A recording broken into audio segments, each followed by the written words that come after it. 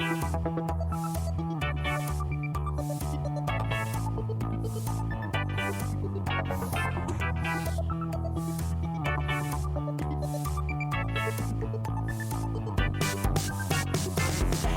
ou Tripoli, Vilnius ou Benghazi, Paris, Moscou, on fait le boonga, boonga, Bangkok ou Bogota, Le Caire ou Jakarta, Gustavia, on fait le boonga, boonga.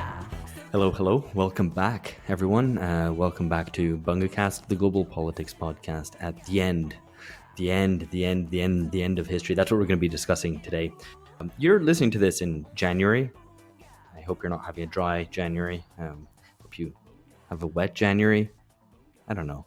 This is Because an you're already episode. wet. It's already, well, yeah. I mean, here it's the rainy season to, push away any suggestions of any other connotations of what a wet January might be. Anyway, we're recording this actually at the end of the year. You're hearing this in mid-January, I think, listener. But for us, at least, we're recording this on the 30th of December and have that kind of ominous sense of ending, that sort of doomy sort of feeling.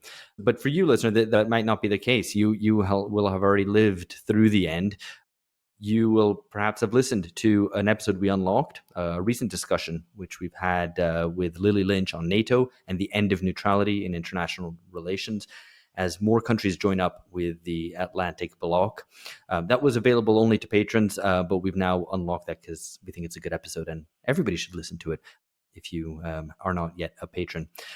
Then patrons will also have heard our interview with Chris Cutrone on the death of the millennial left. And now we're going to have a very weighty theoretical discussion about the end, about modernity, utopia, and facing up to the abyss before us. All cheery topics, and I'm very happy. Finally, and extend a welcome, very, very belated welcome to Juliano Fiori, who you can see there if you're watching this on video. Juliano is an essayist and the director of the Alameda Institute. He also has a PhD in intellectual history and was a rugby player at the Olympics. So, very accomplished person. Juliano, hello. Hi. Thanks a lot for having me. It's a pleasure to be here. Yeah, no, I'm looking forward to having this discussion. And, George and Phil as well, who are in the UK. Hello. Hi. Don't sound too enthusiastic that we're both. Yeah, here I didn't mean it as an afterthought. I just, yeah, the introduction fell at the wrong place. It got all confused. No, happy to be here at the end of the year. Made it through. So what we're going to be talking about is, the last utopia, the final utopia, perhaps, or the last liberal utopia of human rights and humanitarianism. Maybe it was the last one. Maybe wokeism was the last utopia. Though there's a question about whether wokeism even represents anything utopian. So maybe that's something that we'll touch on. But we're dealing with this now. We're recording this in 2023 when certainly on the left there seems to be incredibly little hope about, little expectation of political advance, which is a pretty different situation to where we were, 3, certainly 4 or 5 years ago, where there was a rebirth in left optimism. And the decline of that optimism, I think, has had loads of impacts on the way the left sees the world and what it rallies around.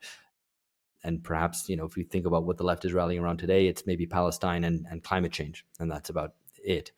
Neither of which are particularly kind of hopeful subjects. Neither seem to provide avenues for progress, let alone radical transformation in any obvious sense anyway.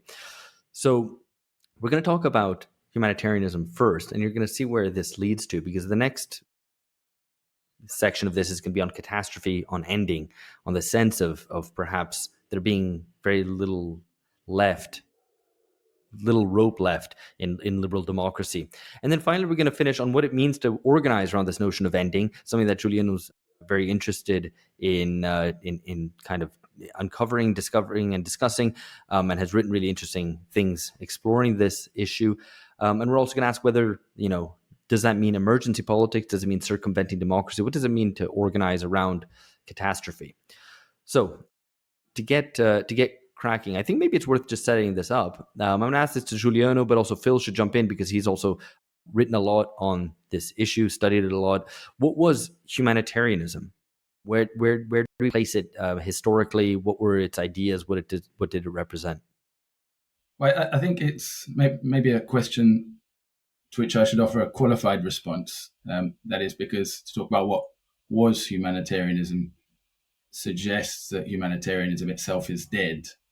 And I'd probably not want to make such a grandiose historical claim, partly because I think it's sort of akin to saying liberalism is dead, which is something we've obviously heard a lot of in recent times. And although liberalism is a modern ideology, and I'd see humanitarianism as something like an ethos or a political ethos with its own inbuilt sociodicey, there is a declinism among aid workers and self-professed humanitarians that I think is relevant to discuss. But there is a continuity as well that runs through from sort of 19th century humanitarian ideas and practices to the contemporary time. And I've written on post-humanitarian reason. I've made reference to a post-humanitarian reason, which I suppose is an attempt to get to grips with an emerging tendency to engage in the same sort of emergency practices that were associated with humanitarianism in the long 1990s, but without any attempt to offer a sort of universalist pretext. That is, without any attempt to even make reference or allude to the universal value of life. And that's seen in some failed attempts to mobilize so-called humanitarian interventions, but also in extreme forms of humanitarian government. That's not to say that the post bit is the most dominant most dominant feature of that term that I use. I suppose I'd put post in brackets there, and that's partly because I think if we look back to humanitarianism in the 19th century, late 19th century in particular, and the way it was mobilized as a concept, it related to progress, to evolution, was often grounded in sort of positivistic ideas of evolution. Karl Mannheim, in his discussion of ideology and utopia, talked about a liberal humanitarianism and the pinnacle of it being the idea. And this is prevalent in the work of many self-described humanitarians at the turn of the 20th century. But there's a role for imagination in humanitarianism that is looking beyond the present. This changes, however, quite considerably through the course of the 20th century. And if we think about what we understand, generally speaking, to be humanitarianism today, or what is the dominant understanding of that term humanitarianism, it comes about in the aftermath of the crisis of the 1970s, and in particular, the rise of a new form of cross-border humanitarian response to conflict and disaster, which is much narrower. It's about emergency response, and it is essentially a form of moral practice in the present, a way of upholding certain ideas or certain ideals in the present to make the present livable. I think what we see emerging with this sort of post-humanitarian reason is a sort of concession or submission to an impossibility of reason, an impossibility to know things. There is an interesting work that's been done on this by social theorist and anthropologist Mark Duffield on post-humanitarianism, but a move from what he calls Homo economicus to Homo insius, right? The unrational or irrational being. But what I'm talking about when I discuss humanitarianism as a broader concept, and I suppose this is what you were making reference to with what was humanitarianism, it's really about trying to understand the role of this humanitarian ethos, or the moral politics of humanitarianism, in the context of structural changes that have occurred over the last 50 years. So rather than adopting the approach which is quite dominant, certainly within aid discourse, which is to see humanitarians as cleaning up the mess left by politics, and doing so in a time when they're trying to rescue the possibility or the hope of progress. I would tend to see a humanitarian politics broadly speaking, as something that emerges most particularly in the moment in which the future no longer seems possible. And so connecting the emergence of this humanitarian politics to a closing off of horizons, and a closing off of horizons once capitalism has reached its outer limits. So with the process of internationalization of capital and globalization in general, the disappearance of an outside seems to make any horizon of expectation beyond the present impossible rather. Sorry. And with this, a humanitarianism that emerges as the only thing that's possible, the only practice that's possible to try and recover some sort of meaning, even to collective life. Right. Yeah. I mean, so it seems like more the following away, rather than necessarily a change within humanitarianism, but the following away of other ways of seeing politics that leaves kind of humanitarianism being the last idea standing at the end of history. Is that kind of how you would It's more than understand it? that, though, I think, because what strikes me in the discussions about humanitarianism, it becomes this kind of vortex, and to which all sorts of previous kind of frameworks get sucked into. So, for instance, I mean, very kind of, I don't know, very banal, not even banal, I mean, they're not banal, but say discussions about urban development in the past that would have been talking about, say, building cities, city planning and so on in developing countries, post-colonial countries. That becomes kind of folded around discussions which are, as Juliano says, kind of based around kind of survivability, adaptability, humanitarianism. So any kind of discussion about which would have traditionally been, understood as melioration, but in a context of progressive improvement of some sort with a horizon, becomes kind of reworked around a humanitarian ethos. And so I think it's in a way like it's much it restructures all different kinds of policy and discourse domains that would have been framed differently in the past, I think. So it's much bigger than I think than just the kind of the image we have in our heads of kind of a crisis, a conflict or something, and aid workers. Yeah, and I think here, if we think about the images that humanitarianism, the concept, might conjure for us, particularly in the post-Cold War period, or at least from the 1980s onwards, we might think of Live Aid, and then response to Ethiopian famine, and then the militarized humanitarianism of the 1990s.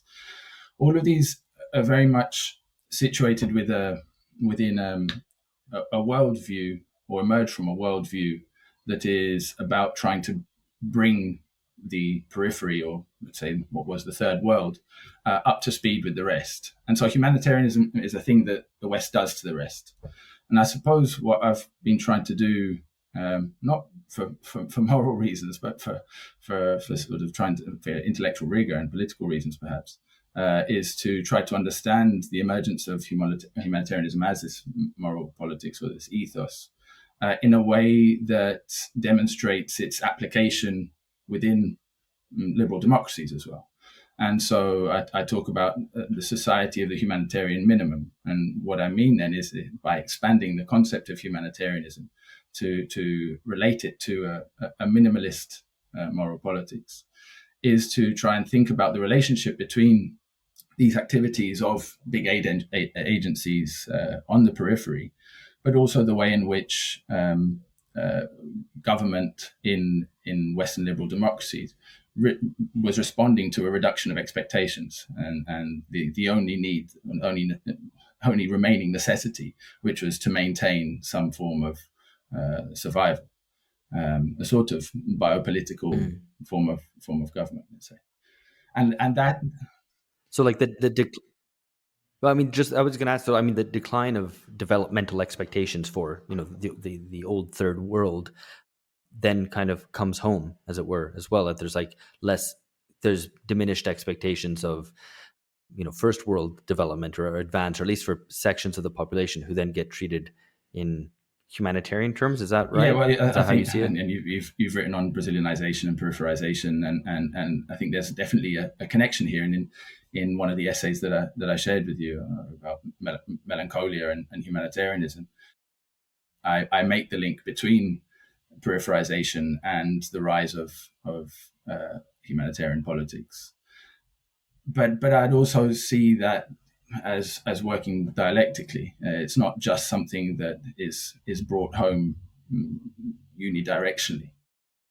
There is a process through which the emergence of states or powers on the periphery also relates directly to the emergency politics that is being generalized, and that is happening not just through the sort of mechanistic processes of development, but also through certain kinds of struggle, right? And struggle for national liberation in the decolonizing period, and then struggle for rights within what were, let's say, modern democracies that were incipient and already in collapse at birth.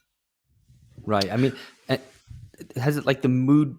I'm not even going to ask this as a question because it's obvious. The mood music has obviously changed. Like us as, you as a citizen in a, if you're in a first world country or in the capitalist core, you as a citizen or more appropriately as a consumer, used to be called upon to help poor suffering people out there. And obviously those appeals are kind of ring especially hollow today and will, I think, get kind of short shrift today. So at least at that level, we're not being addressed as potential humanitarians anymore, I don't think. And actually, you've written that, kind of referring to Trump, to right populism, to various other phenomena, that all of these have put paid to illusions of gradual and continuous inclusion in the humanitarian present. The last utopia of a moral society unencumbered by ideology has thus dissipated. So there's a lot to unpack there, but I don't know if you want to comment on that. Going back to what I said previously about the emergence of the kind of humanitarianism that is recognizable to us today in the crisis of the 1970s, the closing of utopian or revolutionary horizons.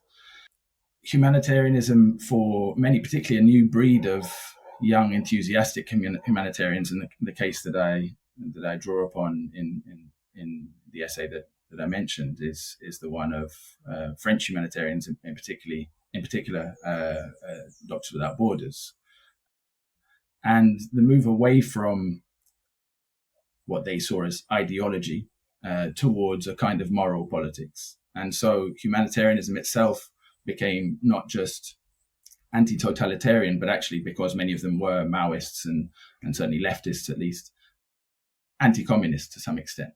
And so it was a reaction to previous utopian ideologies, which were suddenly seen as dangerous and were no longer valid. As such, the idea of humanitarianism as a force for inclusion within liberal democracy, and even sort of in its neoconservative variation, promotion of liberal democracy, becomes a sort of negative utopia. And what I mean by that is a utopia that is defined by its negation of all previous utopias. And it's still utopian in the sense that it involves a totalization of a particular present that doesn't exist. What I mean by that is, of course, there are aspects of liberal democracy that humanitarians, the more zealous, let's say anti-communist humanitarians of this period, recognized in the West in particular. But it was those elements that needed to be generalized or totalized. And I think that is a proposition which, in a sort of softer form, more amenable to sort of societies that were no longer really interested in politics as contestation or as a dispute for the future anyway.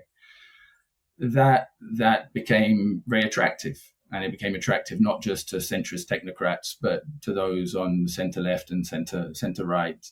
Of course, there were those on the left who rejected this premise, rejected the idea that there was no revolution anywhere, and there were those on the far right who were never really interested in the universalist politics of life anyway. But broadly speaking, I think this is perhaps the humanitarian utopia, which I described then as the last utopia because it negates others, is in some sense the most expansive and inclusive utopia of all the modern utopias. And it's that seems to be directly challenged with the various movements that emerged in the aftermath of the financial crisis. And most significantly, I think, with the movements that emerged sort of around 2015, 2016 in Europe and North America, Trumpism to some extent, that targeted a humanitarian discourse as the root of the problem facing industrial and post-industrial society. Right. Yeah. I mean, well, obviously, Juliano, for listeners, it lives in Brazil, lives in Rio, and obviously, I mean, I think for us here, the rejection of human rights is something which is like corrosive of the body politic, is something that has been very present, I guess, in through Bolsonarism, but before that as well. I mean, any kind of like law and order politics would kind of seize on that, but it was particularly present kind of more recently in seeing as that which impeded having a degree of civilization, at least as they saw it, because the human rights is I'm trying to translate direitos dos manos, but kind of it's like the rights of the. It's not human rights; it's rights for criminals, basically. That's what human rights is ultimately is. Yeah, they say but, human rights for right humans, right? Right, basically, yeah. So I mean, obviously, it's kind of collapsing from the humanitarian discourse, kind of collapsing or being attacked from various sides, right? I don't know, Phil, if you want to. Well, there was something because thinking about it, I wonder if things have come full circle with what's happening in Gaza at the moment. Because there you have the kind of perhaps the classic exemplar of a third world, an old third world liberation movement, the Palestinian struggle. And in the context of Gaza, on the one hand, the Palestinians have more solidarity, support, and sympathy around the world than they ever have done in the past, I think it's fair to say. But at the same time, the sympathy is overwhelmingly, it seems to me, humanitarian, essentially. It's concern for Palestinian suffering rather than support for a Palestinian project or for what the Palestinians could potentially achieve were they to carve out more rights for themselves or establish an independent Palestinian state. That doesn't seem, kind of to factor in at all to any of the discussions.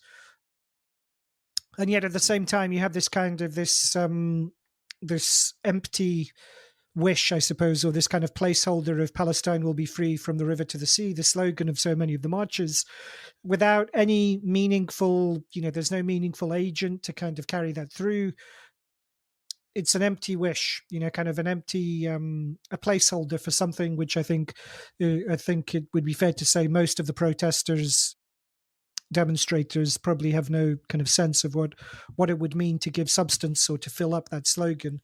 And so the default, what occupies that is just humanitarian sympathy, kind of a ceasefire, permanent ceasefire, a humanitarian pause, bring in aid.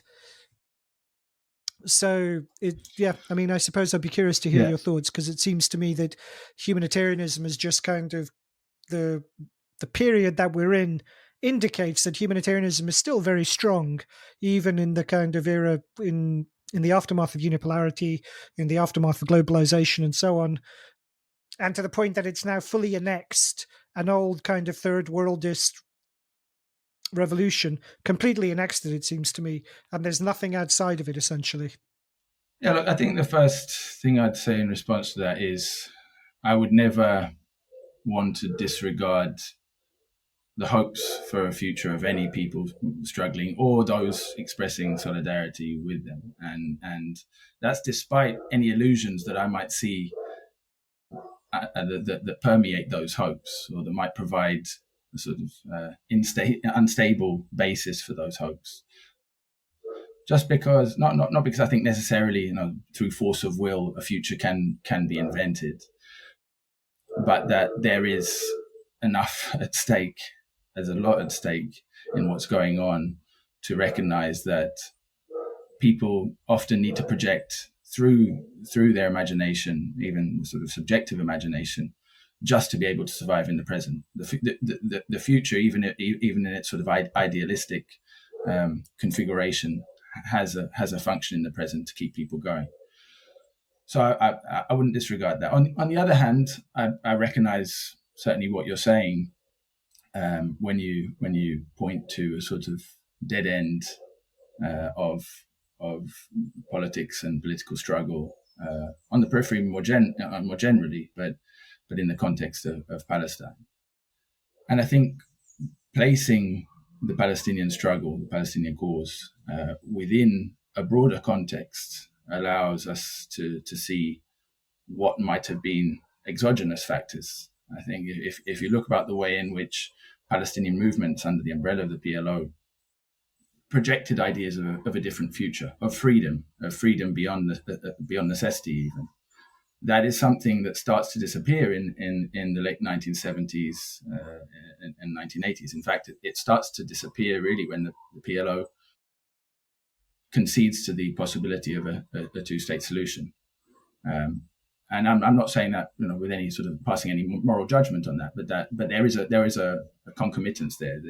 There's these things happen simultaneously, and it also happens at the same time when any sense of Israel as a socialistic project, of the kibbutz, that also disappears, and it disappears in the 1980s with the more radical introduction of neoliberal technologies, with the attempts to try to create or make of Israel a base for or new base for ventures of global capital. And so there's a disappearance of a future that is very much tied to the dissipation of the horizon or utopian horizon for the Palestinian struggle. I think in the case of what's been happening recently, that is expressive in the way in which people respond to the 7th of October, that there is a tendency to not concentrate on the politics of Hamas, for example, but also on the politics of Israel's security posture, and just see it as a sort of dialectical exchange of violence. And that is itself expressive of, very expressive in my view, of a sort of modern catastrophic logic that maybe we might get onto when we talk about catastrophe. Right, yeah. Well, actually, maybe we should move on to that now, because, I think nowadays I guess the premise of this, to put it kind of bluntly, is that, shit sucks and it doesn't look like it's getting better. It's basically that the guarantees of a stable, relatively free life have been slipping away in most developed countries. I think, we were talking about utopia. I think utopian dreams most likely died in the 1970s. I'm not sure if there was a future iteration of it. Perhaps liberal humanitarianism was it. I don't know. Then, the welfare state got eaten away. Then the culture seemed to stultify and become ever more commercialized. And then the bubble of security that existed in the 90s burst with 9/11 and with increasing acts of terrorism. And then on the other side of it, accompanied by increasing state power and surveillance.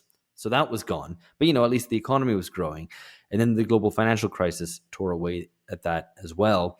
And then if you were on the left, at least there was some moments of expectation with the protests, with the mass protests around the world, or with left populism, and that seems to have gone as well. So, I mean, but if you're not on the left, I think you probably share this kind of feeling. And on the left, you probably have it even more.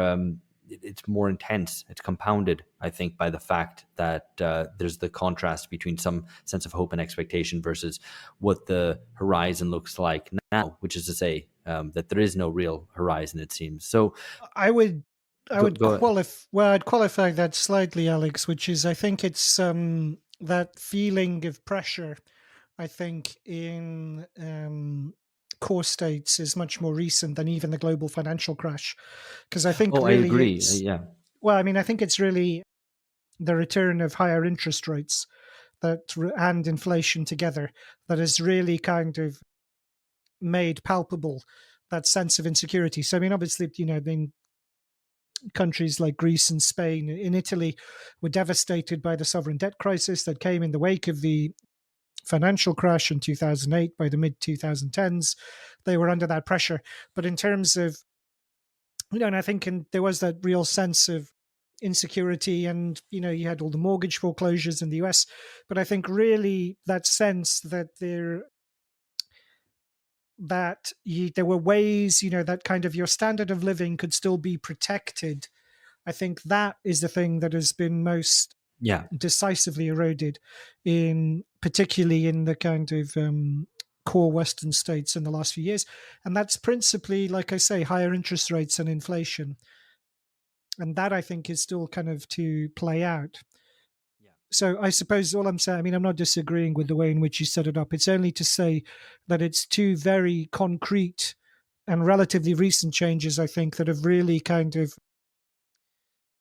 put the squeeze on, even states which had up to this point, as a result of quantitative easing, managed to escape the worst of the global financial crash, such as the US, Britain, Germany in a different context. And now those countries, ordinary people who nonetheless managed to protect their living standards up until then, I think, are feeling that instability and precarity much more. No, absolutely. That's a worthwhile corrective in saying how recent it is, but also something which we've discussed before. That Germany was kind of one of the last holders on to the end of history, that it still lived in this kind of post-historic bubble, and now things have come home to roost for Germany too. So even countries which seemed to a certain degree immune are now also facing the sense of everything suddenly crumbling and slipping away, and on loads of different terrains, right? Like the culture is bad, the economics don't work, you feel it in your pocket, but also politics is bad, right? So this compounded sense of things slipping away makes me want to ask to everyone. I guess I'll come to George first. What is there to hold on to? So, I mean, what's left of Western liberal democratic modernity? Yeah. What are the silver linings? What are the rays of hope?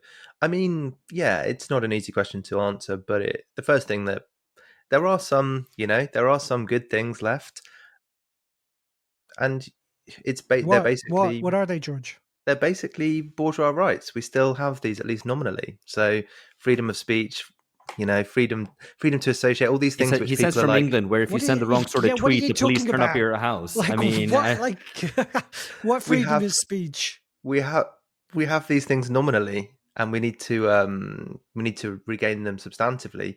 But yeah, I mean, I don't know. I was chatting with a friend of mine in the pub last night. Like, what was the best film that you saw this year? What was the best music? We really struggled. It's not it hasn't felt like a shining year in cultural production. You did mention this, Alex, but yeah, I think there are still some things about Western liberal democratic modernity to hang on to, but you probably have to kind of start right from the very beginning. So that's why you start from the liberal bourgeois subject and build from there. but I mean, this liberal bourgeois subject, I mean, as we've discussed many times before, isn't really there. He's been replaced by, I mean, Juliano made reference to, I forgot the term you used, but somehow like the kind of irrational subject or something, but also the vulnerable subject. And in any way, the kind of traditional liberal bourgeois subject is long gone. So, I mean, I asked the question provocative because I'm obviously working towards something else, but it's still worth being blunt. Like, what actually is there to hold on to? Yeah, I mean, that vulnerable subject, that is the dominant way that we see ourselves, and that is, that's, I guess, in some ways the basis for humanitarianism, or for a lot of contemporary politics, is that we do see ourselves and others as, fundamentally very, very, very vulnerable, and or vulnerated, already having been injured and requiring some kind of recourse of some sort. But yeah, I mean, it's almost got to that level of kind of a basicness or essentialness that you're not even thinking about some of the institutions. You're just thinking about the the starting point, and it's not even there. Boonga, boonga, boonga, boonga.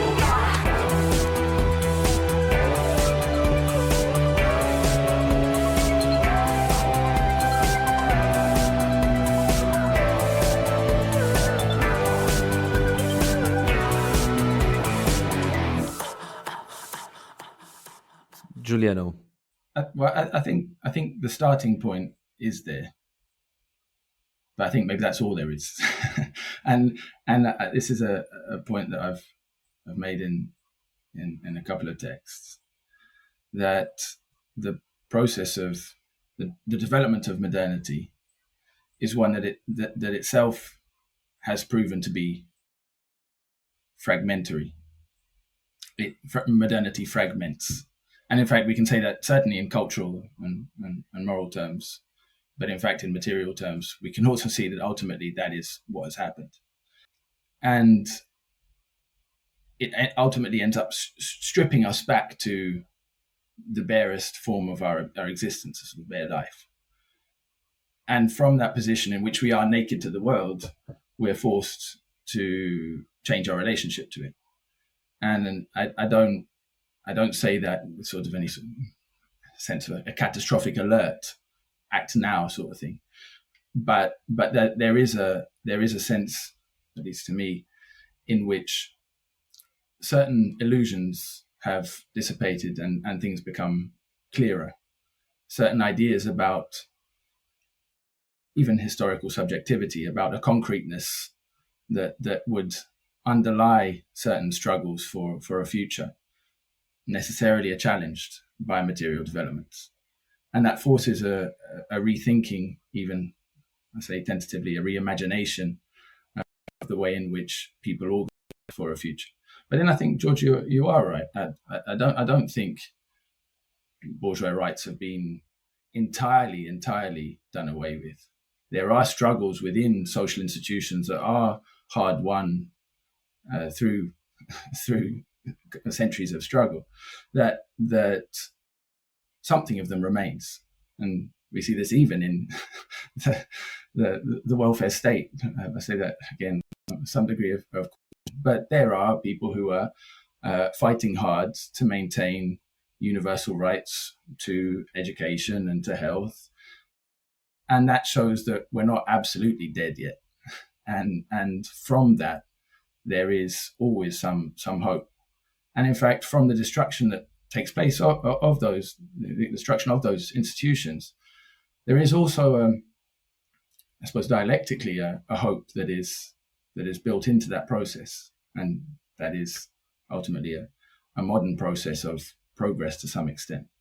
And that is, when things are done away with, we can see more clearly. In fact, apocalypse itself plays that very, very role. The apocalypse reveals to us the essence that was always there. Now, I suppose which apocalypse we're talking about is a question we'll get on to. Just to jump in there, Alex. I mean, it makes me think of this conversation we had about Goran Thurborn's kind of big analysis of like the 21st century, which in some ways is the most pessimistic. It's way more pessimistic than talking about catastrophe, because his basic claim was that, during the 20th century and previously, you'd had these developments which had produced their own kind of contradictions, and that's, driving things forward. And he says, well, now you don't even have these processes that create things historical forces that will change them. So it's like the most kind of stasis doomerist version of like contemporary history. But I guess, Juliano, what I guess you're saying, if I'm understanding you correctly, is that there is at least a way out through apocalypse in a way. So that kind of catastrophe is at least it's a kind of overturning of some sort. Whereas I think Thurborn would say, no, there's no dialectics which create things which will negate the present. We're going to be stuck here forever, potentially. I mean, we're going to, I think, delve a little bit more deeply into this, and hopefully we can kind of work together in kind of trying to figure something out today. But I'm not going to let Phil get away. No, don't worry. I wasn't going to let me get away either. Yeah, so I think I mean this is going to sound sound a bit parochial perhaps, but they really was brought home to me how bad things were when I read a piece in The Economist of all places talking about how the golden age of TV is over. And it made, the case about how kind of Amazon and Apple and Disney kind of muscling in onto streaming services mean that they're much more concerned with promoting their own brand rather than making good TV. The return of advertising to Netflix and the end of the era of low interest rates mean essentially that the freedom that the writer's room had in the era of The Sopranos and Breaking Bad and Mad Men and all the other kind of lesser shows that emerged in that period too, or even better shows, ones I've not mentioned, that's gone. And so I thought, like, that is really something. I could put up with all the other crap around, like all the terrible politics, all the terrible things happening in the world. But if you could come home and kind of turn on a good TV show, then at least there was some kind of refuge from it, right? And that's gone too now. And so I thought, like, yeah, that's right, because I haven't actually come across a good TV show recently that you would be able to talk about, that you could be confident that your social circle, either of friends or at work, were all watching and would kind of make a focal point of conversation. That's gone. And so perhaps the eclipse of that kind of private refuge is both hopeful and pessimistic. What do you mean? So you have to kind of leave the house in the evening now? You got to leave the house in the evening and kind of wander around the streets like a zombie. They were right when they were critiquing the culture industry. This is what it did. It kept you passive, kept everyone at glued home to the TV at home, and now you have to go out there. So I think that to really have that effect, I think you would need to kind of, I don't know how accurate it is, but it certainly stuck with me that the big thing that really brought people out onto the streets during the Arab Spring was when the government started blocking social media, because then people were forced to go out into the streets to see what was actually happening. And I think you'd probably have to have something, if there is any kind of effect of the any impact of those kind of new communication technologies, I think it would probably require something of a similar magnitude, a total shutdown, to provoke that kind, in a particular social and political context, to provoke that kind of response. But beyond the end of the golden age of TV, I would say a reason for hope, I think, is that the exhaustion of populism and technocracy, that kind of the end of that dialectic, which is unfortunately not imminent, but I think it will play itself out. And I think that is something hopeful at the end of the day, because I think what we can see in populism, for all of its kind of crudity and bombastic emptiness, and all of the problems associated with it, whether it's populism of the left or the right, is a stirring of mass politics, very weak and fumbling in the dark and with all sorts of problems. But it's an attempt, I think, people are searching for ways to articulate themselves in a collective politics that is thus far been eclipsed, not least by a kind of not least by humanitarian visions of what is kind of what social order and development should look like. So I think in that context, I think there is, we can look forward to what comes after populism and liberal technocracy, because at least for the foreseeable future, I mean, this is, we're saying this on the cusp of 2024, and what's going to be an enormous year for that context between Trump and Biden, as well as in the UK and other big elections. And so we've got there's a few more kind of electoral cycles to run, I think, before people start trying to look beyond technocracy and populism for better political forms.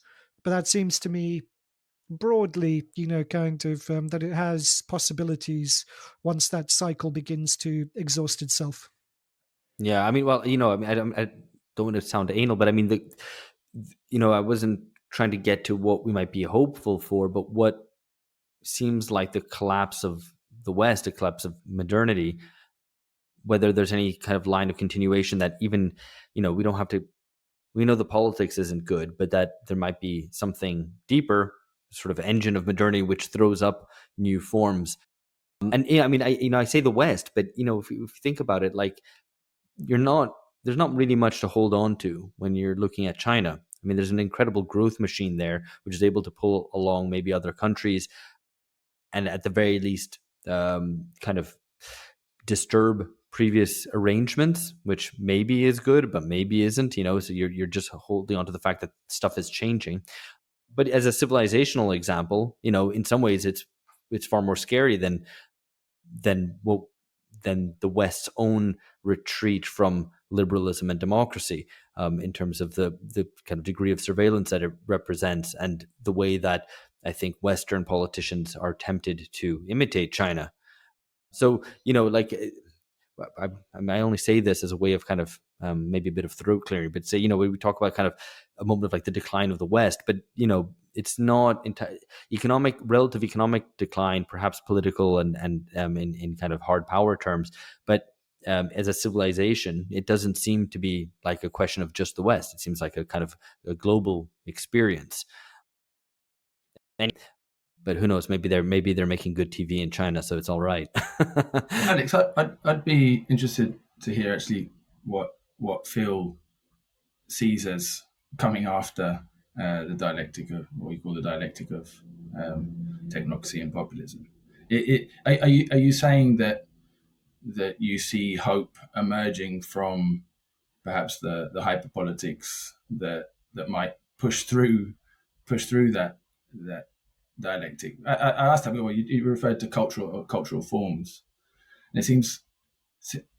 Yeah, I suppose the point about the TV thing was a tad facetious, but I suppose it was just that there seemed, that there seems to be such, so little on offer. Anywhere you look, I suppose, was what I was getting at. But in response to your question about what I see beyond, only that I think populism is the beginning, potentially at least the beginning of a new mass politics. Kind of looked at in a historical frame, from the vantage point of a possible future, you could look back on this period and see that this was the era in which the era of unipolar globalization, which was dominated by politics, was understood in purely liberal human rights terms, humanitarian terms.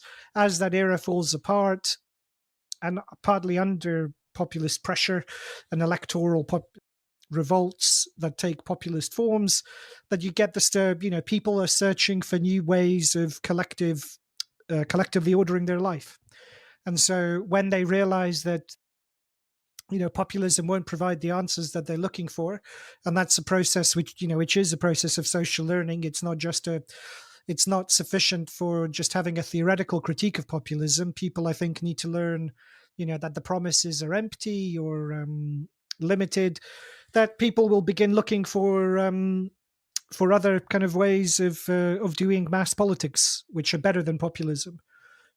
And I mean, certainly other people will look for things which are worse than populism, no doubt. But at least there'll be political openings. So I think in a long time frame, I think there is a potential kind of hope for a revival of mass politics in so-called advanced democracies. I think if we think about the dominant social and cultural form of the last 20 odd years is, I think, the platform, or the surface, the depthless surface, in fact, that Friedrich Jameson talked about as characteristic of postmodern cultural forms. But we see that as well with the movements or non-movements that emerged after the financial crisis. And it seems to me that in the 21st century, we've seen divisions or boundaries etched into that depthless surface in a way that they didn't exist perhaps in the 1990s. That is, new inside-outside distinctions that are suggestive of a social antagonism, but they never really amount to such. They express themselves in political form, or in moral disputes often about identity. But the fluidity of postmodernity seems to have been done away with. In fact, even we might say we're in a sort of post-ironic age now, and as such, there seems to be a question as to whether we can give to that platform life, or that depthless surface on which we exist, on which we conduct our social lives, some sort of profundity, some sort of greater depth in our political engagements. That is, recognizing that these new divisions emerge. How do they establish themselves with depth to be able to form the basis of new mass movements? Yeah, I mean, indeed. And I mean, I would go further. I mean, I'd say even like I think that postmodernism is the era of low interest rates, right? That kind of sense of superficiality and fluidity very much coincides with the 30, 40-year period of historically low interest rates that begin in the kind of mid to late 80s and stretch up right throughout the era of quantitative easing. Alan Green, during the Clinton era, Alan Greenspan era, right through to quantitative easing. And that era is over. I mean, interest rates are going to go down likely in the next year in Britain and in America. But nonetheless, they're going to be at a higher level than they have been. And it's going to make it much more difficult to sustain, keep the show on the road through debt, which has been, which is the kind of the postmodern kind of economic model. So that seems to me to be, that it will change the stakes. It will change the kinds of pressures that ordinary people are subject to, as well as, having forcing all sorts of recalibration in terms of the position of different groups and classes. And so how far that will cut more deeply into social antagonism, I think that will become clearer in time, I suppose. But part of that will be like tighter, also the era of tighter labor markets and the fact that labor has greater bargaining power. Again, it's a very, you don't want to kind of overstate it, but it seemed the kind of the crawl of union organizing and union militancy out of historic depths. That also seems to me to be good and hopeful, but without, but we're talking on the time frame of decades, I think, both in terms of populism and in terms of greater self-assertion by workers and labor organizations. Yeah, I mean, I guess the troubling aspect of a turn away from the superficiality, surfacelessness, consensus, and kind of fluidity and malleability of postmodern culture and postmodern society is that antagonisms are increasingly expressed in essentialized terms, and that's rather troubling about today. That it kind of returned to ethnic and whatever other identifications.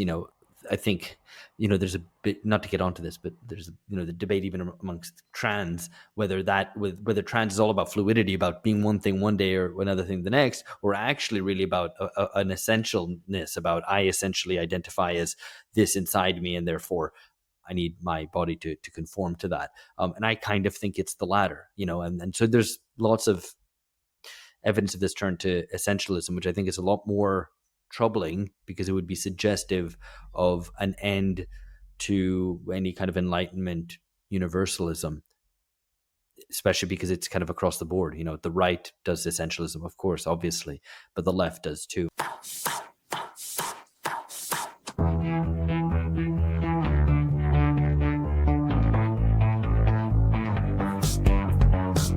But I don't want to get into that, so unless anyone's dying to add anything to that, I wanted to move on, and because we're working through something here, or at least that's my intention with this episode, which is that, so you have the sense of crisis, right? And you can pick whatever one you want, whether it's climate change or the risk of nuclear war, mass migration, threatening technological advances, economic collapse or collapse of a certain economic order. And Juliano, you've written that this sense of crisis contributes to generalized anxiety as well as melancholia for past ideals. So I wonder what you see as the sort of political upshots of this. I mean, I see like kind of the melancholia, I think, is more obviously expressed in an attempt to like return to the 1950s. In fact, the left and right both hold 1962 or whatever, I mean, I'm thinking of kind of Western Europe and North America, but hold that as more or less as their ideal that they wish to return to, albeit in radically different ways. For the right, it might be in a kind of racialized form, or one of a kind of focused on kind of a more coherent family life, whereas for the left, it's about the welfare state and so on. But nevertheless, that kind of left and right both are nostalgic, and they're nostalgic kind of for the same period. I don't know if that's kind of the thing you had in mind. And then on the other side, also just about anxiety, I think the anxiety about the future seems to express itself through anti-democratic politics, through a desire to declare an emergency, to kind of ring the bell and say, someone come in and take care of this. Let's stop all this. Let's all stop all this fussing around and going through procedure and whatnot. Let's just get stuff done. Yeah, I think there's definitely an interaction between those two affective dispositions, melancholia and anxiety. The way in which I've discussed melancholia is, I suppose, it's broadening out from the left discussion on post-revolutionary melancholia. But trying to think about melancholia more generally as a social mood that is structuring of a collective temperament, or even it reflects a change in the structures of feeling in our time. And my argument has been that is itself a consequence of the end of this last utopia of humanitarianism, into which are built struggles for human rights, etc., etc. And because that is a utopia that so many people bought into, this melancholy disposition is pretty general. And I'd say those who don't express that through their ideas and actions are often people who have been nostalgic for past ideals in a different way, those on the left and those on the sort of traditionalist right. And so didn't buy into this last utopia. But I distinguish melancholia from nostalgia. And in fact, I'd argue that melancholia can actually be a basis for construction.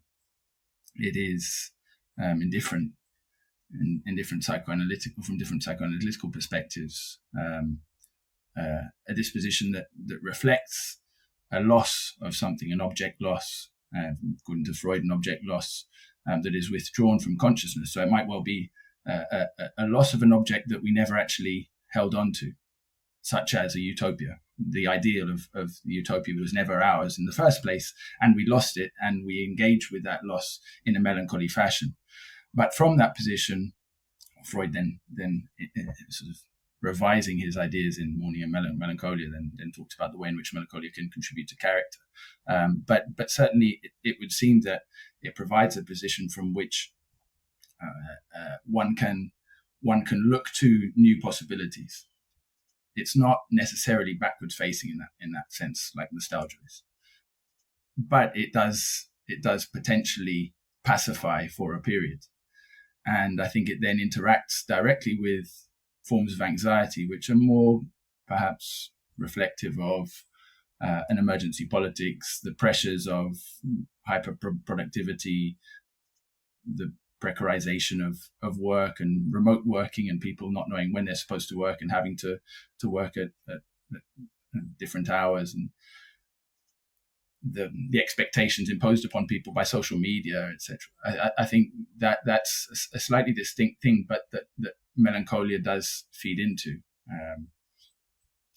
I would then say that is directly related to, that being melancholia here, is directly related to the way in which a new collective political horizon seems to have emerged, and that collective political horizon being catastrophe.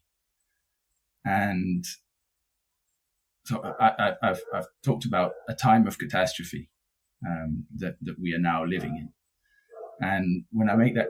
Yeah. So what? Yeah. Oh, sorry. Maybe you were going to explain that, but maybe kind of just bluntly, what do you mean by catastrophe? Right. So when say that we're living in a time of catastrophe.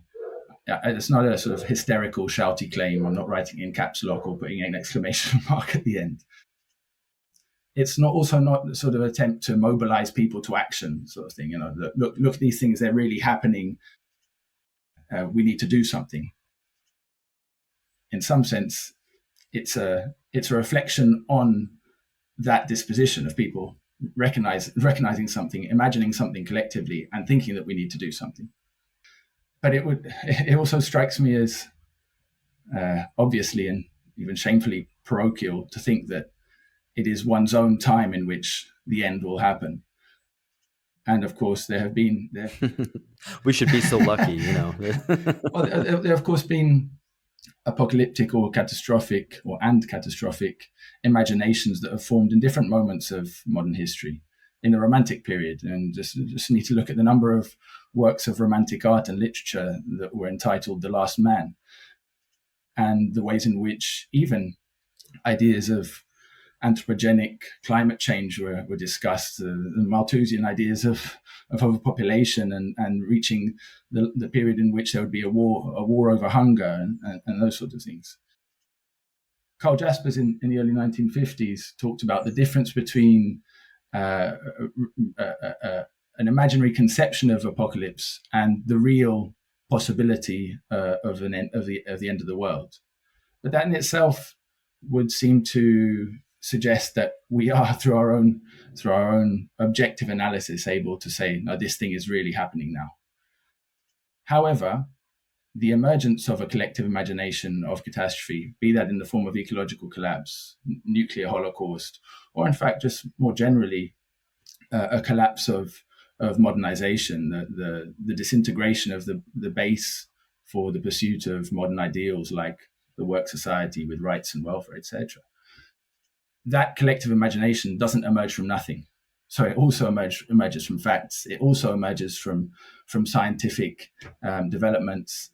And so in that respect, I'm not disregarding what underlies this imagination. On the contrary, in fact, I think if we're trying to engage with catastrophe normatively, politically, we need to try and work out what are the bases of the current imagination and what that means for organizing collectively.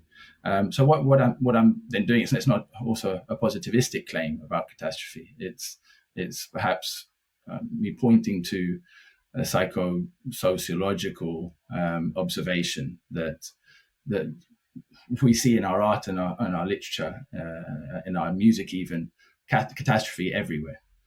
And the entry to a time of catastrophe, to me, seems to be marked in more recent years by the assumption that, in fact, catastrophe, through our imagination, we realize that catastrophe is going to happen.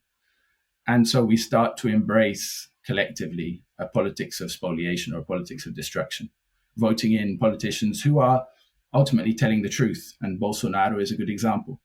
Telling the truth in the sense that they say, what we experience is a war for work. Go out there and fight each other. And so that's what people who are who are on the breadline are engaged in very precarious labor. Some of them have in fact decided against making claims for labor rights, because the flexibility is a way of working through this competition and embracing this apocalyptic vision of the end.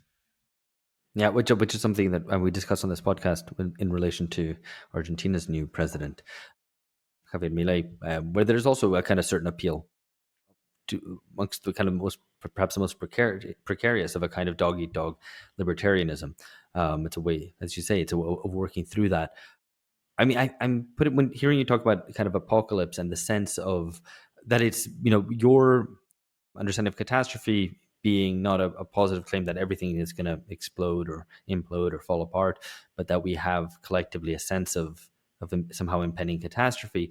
Obviously, lots of people have talked about the way that cinema has imagined or even willed on, the idea of that, we desired 9/11, or Americans desired 9/11 through their film production because it was already there. And it puts me in mind of a great film by Michael Haneke, who's probably one of my favorite directors, The Time of the Wolf, with an always excellent Isabelle Huppert, who it's basically a kind of post-apocalyptic scene.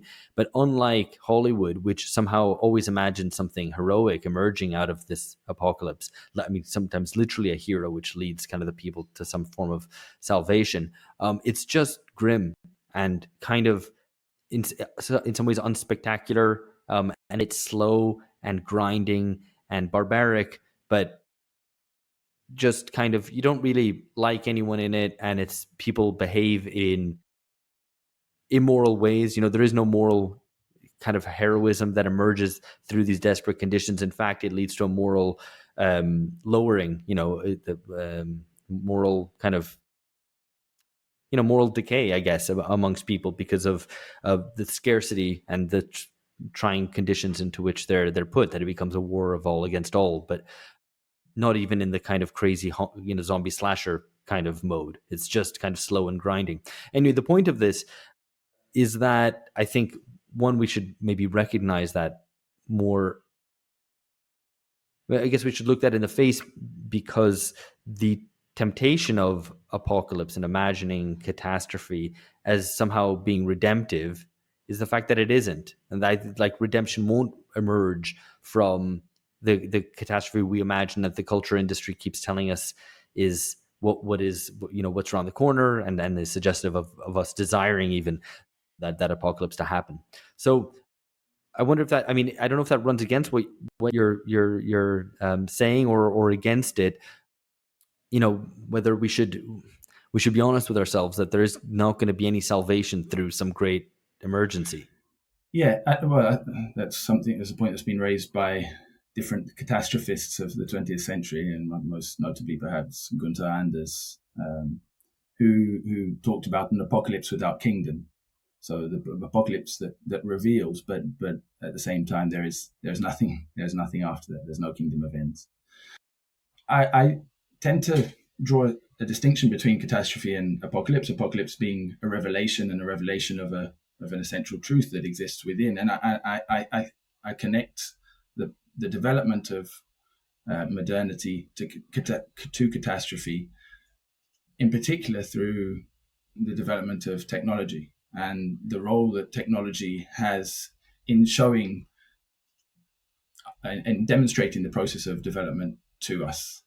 And it seems to me that there is already a process of revelation that happens through technological developments that precedes the catastrophe that we imagine on the horizon. The catastrophe on the horizon being eventually something that produces a sort of nothingness, a meaninglessness, or reveals the meaninglessness. But in fact, technology already does that by subjugating human subjectivities in different ways. I think you're right about the soothing effect of contemporary culture, art and film in particular. So Slavoj Žižek refers to interpassivity, which is the vicarious experience of others in apocalyptic circumstances, and in fact, I think from the idea of apocalypse, we do draw a sense of peace. This is a point that cultural theorist Eva Horn has made, that after the apocalypse, at least it'll all be over so we can relax. And we can do that through film, because we see after the apocalypse there being this nothingness that is tranquil. Now that itself doesn't seem to imply hope. And the question then is, if we buy into sort of the more pessimistic visions like that of Gunther Anders, what is the point of doing anything at all? Do we just sort of fall into either a techno-fetishism or a fatalistic resignation? So from my reading of the development of modernity, I would tend to contest that position on the basis that there is always some element of contingency, and that the catastrophe that we see on the horizon, we never know when it's going to happen, or indeed if it will ever ultimately happen. We might live in the shadow always of nuclear weapons from now on, or live in the shadow of apocalyptic climate change. But there are possibilities of postponing, at the very least, those catastrophes that we collectively foresee.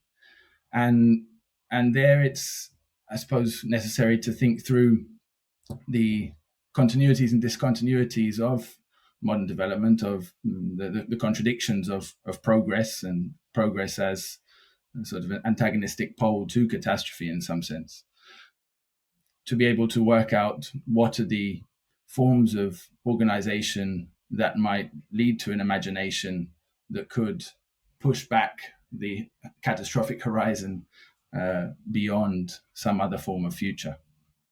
Right. So, I mean, I guess sort of anti-catastrophism is what you're arguing for in some sense. Or, I mean, I think maybe, but this is not necessarily from what you said, but that we need to develop some sort of utopian horizon to drag us along and to clear away maybe the dark clouds. If that doesn't sound too kind of picture book. Well, it's not. I mean, perhaps that implies a more idealistic exercise than I'm proposing, because there's been no shortage of exercising in reimagining shit for the last 40 years. And in fact, right. And in fact, even before then, the Rand Corporation and Hudson Institute, in the aftermath of the use of nuclear weapons, promoted the use of creativity and imagination to think about post-apocalyptic scenarios. But nowadays, you just need to look through the pages of policy think tanks and NGOs to see how much there is that has been produced on reimagining the state, reimagining society, reimagining aid, reimagining markets, all of us reimagining democracy.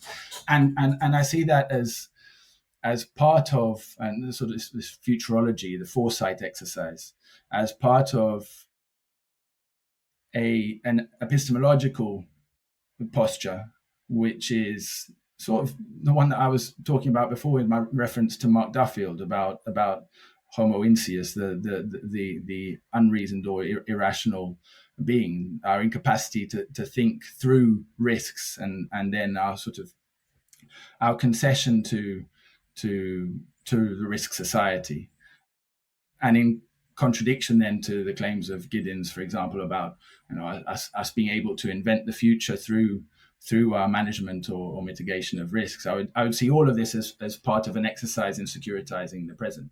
So rather than just sitting around and imagining new utopias, what I'm suggesting is these new utopias, should they come about, will only emerge from strategy and organization. And that strategy and organization, at the end of modernity, once we have seen through the development of material process that we can't take for granted historical subjectivities and a concreteness that would provide a basis for the rupture that invents a new future.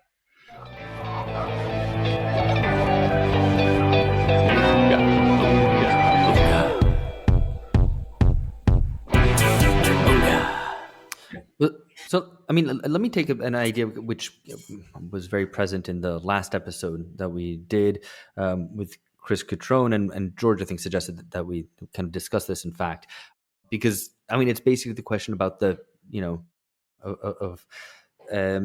weight of dead traditions, because a lot of the reimagining that you mentioned, I mean, particularly on the left, I don't mean so much kind of centrist think tanks, but also the strategizing, whatever, is so beholden to images derived from the experience of the new left, particularly, but even also of some of the failures of the old left, of Stalinism, that when we think we're reimagining or being creative or innovative, what we're doing is just unconsciously rehashing the past.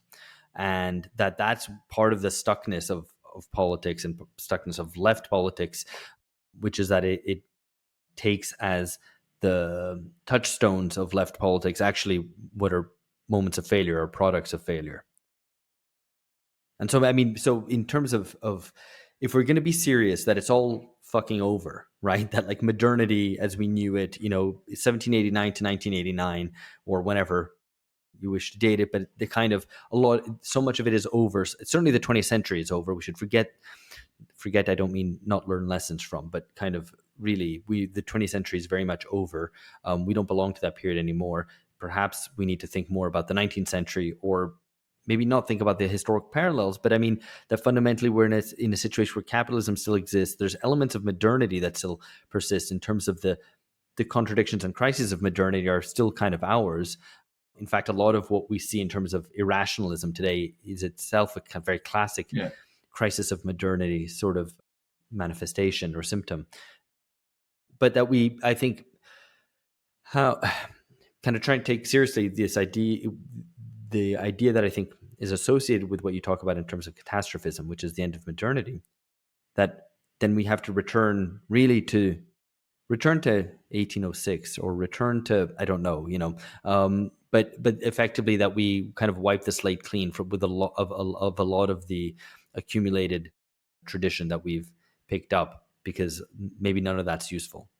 That we have to kind of return to the start. You can't return to, I mean, someone like, you have to return to the Greeks, or you have to return to blah, blah, blah, but let's not go that far. But in some sense, we need to wipe the slate clean of the second half of the 19th century and the 20th century. And I think maybe my position is expressive of a reluctance to admit the end of the dialectic, and sort of with tongue in cheek, I would wear a hat that states make history dialectical again, or make history messianic again, or something like that. I want to get one which is make Brazil the future again, but that's a different discussion. Yeah. So what I'm suggesting is that in a time of catastrophe, there's a need to move beyond the conformity of postmodern theory, for sure, but there's also a need to move beyond nostalgia for the assurances of modernity and modernism. But that doesn't mean disregarding all modern ideals. In fact, if I thought that, I wouldn't have named the institute that created this year Alameda. So Alameda is a reference to the final speech of Salvador Allende. And my parents were exiled from Chile in 1973. And in his final speech, he said, sooner rather than later, the great Alamedas, that is the great avenues, will open up again through which the free man will walk to construct a better society. So the idea of a pathway or pathways to a future, I think is still absolutely necessary to struggles in the present, and struggles even for necessity, struggles for life. But that doesn't mean that we can rest upon the same secure premises that existed 50 years ago or more. And there are also certain problems with the modern project, broadly speaking. Obviously, that encompasses a huge amount of stuff that I think are worth recognizing. The fact that, of course, capitalism is centering itself, but modern philosophies of history were also centered on certain populations. And just for strategic reasons, let alone moral reasons, the need to engage with other traditions of struggle in a materialistic or with a materialistic basis become absolutely necessary. So I'm not by any means saying forget all that modern stuff. And in fact, this is maybe, Alex, I'll put the question back to you, because you like reading Robert Kurtz. You buy into his idea of collapse of modernization, more or less, as far as I recognize. And yet on your Twitter profile, you describe yourself as a modernist. So how do you marry those? Look, I'm the host here. I don't get asked questions. This is not how this works. Okay, well, I'll take it a bit further, because either you have to try and resolve that tension, or your self-description of as a modernist is just sort of postmodern irony. Right. Yeah. Right. No, I mean, I'm in two minds about it. I'm genuinely kind of ambivalent. I think of myself sometimes as a retro modernist, but I at the same time am entirely cognizant of the fact that is bullshit. I mean, that's a bullshit idea that itself is kind of so self-contradictory, that like, how could you have a modernity and a modernism which is retro, be oriented to the future? But ultimately what it ends up being is a sort of the melancholia that you were talking about earlier, of a kind of referring back to the images of the future that we had in the past. And that's kind of sad, because I know we're not going to go back to 1960s national developmentalism, nor that matter to kind of 1910s Bolshevism or whatever, that kind of these things belong to the past. But I still think that there's the project of modernity as opposed to the process of modernity, to make that distinction. The process of modernity being kind of the machine, if you want to put it in simple terms, all the kind of automating and self-automating processes of things speeding up, things becoming turbulent and self-contradictory, and all that stuff that kind of happens not as a product of human subjects. And the project of modernity being the attempt to increase individual and collective autonomy and liberation from natural and social determinants, right? So basically becoming freer, the project of individual and collective autonomy. And that's something that I would want to hold on to. And that's why I would still hold on to, being a modernist. But I just think maybe a lot of the politics of and political forms and social forms that we've known for the past 150 years are things that we should let go of, because they're no longer useful and refer to a time which is actually quite radically different from ours. Radically different from ours because they refer to a period in which capitalism had an outside. It had an outside either as a future, supposedly under socialism or socialist movements within capitalist countries, or indeed in kind of pre-modern or feudal past, which capitalism could still hope to kind of conquer, claim, rationalize, colonize, etc. And now we don't have that anymore. We live in a period of total capitalism, and I think we have to reckon with that. And that makes our world very, very different to what it has been over the 20th century and much of the 19th century, which is maybe why we need to go back to kind of the immediate post-Enlightenment period and start from there, rethink everything anew, but without kind of abandoning everything. You have to be open-minded, but not so open-minded that your brain falls out. That's the idea. To finish on a really dumb note. And I think broadly speaking, I'm in agreement with you on that. And sorry, my lights went out here because the power just cut again. But speaking of modernity, yeah, well, of de-development at least, I think there's perhaps a slight difference in the way that the targets that we choose, or the objects upon which we focus our analysis to try and work through that same problem. And my focus on catastrophe is ultimately aimed at working through the relationship between material process, imagination, ideology, and organization, right? I'm not supposed to be posing questions to you, but I think we've had this conversation before about the discussion of contemporary morality and we have light again, about contemporary morality and culture, identity. And I think as I said before, for moral and strategic reasons, but also for trying to understand the right object of analysis for the political intellectual project that I've embraced, I would tend to think that too much attention to questions of identity politics at times lead us to reify culture in a way that, in fact, grants it a greater force of determination in historical processes than it probably has or needs to. And I think here the point of focusing on collective imagination is actually to try to go beyond some of the moral disputes that are happening today on that depthless surface, and try to understand actually what is the collective basis on which these political and moral antagonisms are forming, and how can that transform into a basis for a social change or a mass movement leading to social change.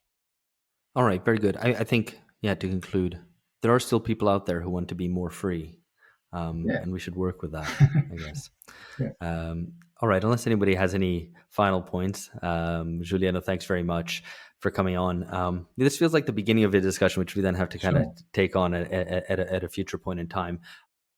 maybe when the catastrophe happens, maybe it's already happened by the time listeners are. I made that joke already about the previous episode, but we don't know what's coming. Maybe January 2024 is when it all happens.